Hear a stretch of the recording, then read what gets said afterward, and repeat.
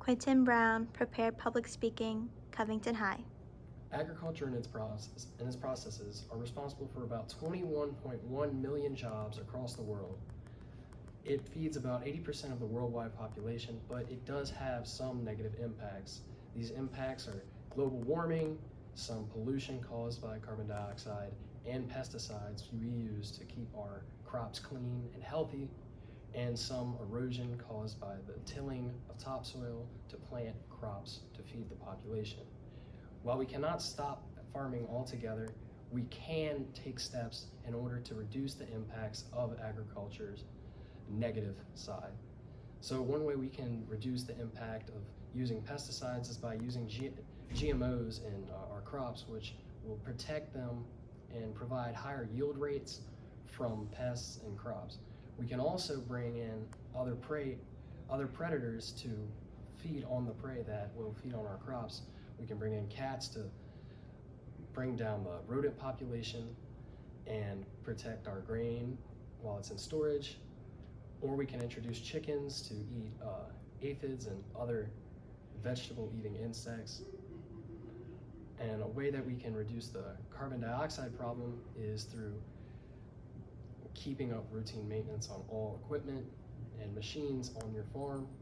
You can also, in the future, it might be an option to switch to electrically powered engines and machinery, as that will totally eliminate carbon dioxide output into the atmosphere.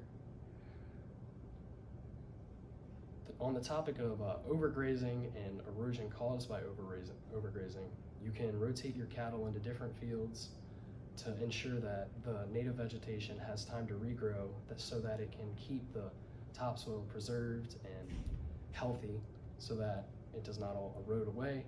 We can also practice no-till by planting seeds directly into the soil to preserve the topsoil.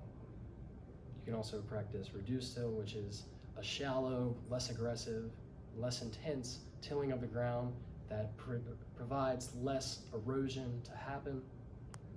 Or you can even practice the use of cover crops, which keep rain and wind from affecting your soil and moving it to places where you do not want it, so that way you do not lose your topsoil that you use to grow your other crops. It can also enrich the nutrients in the soil.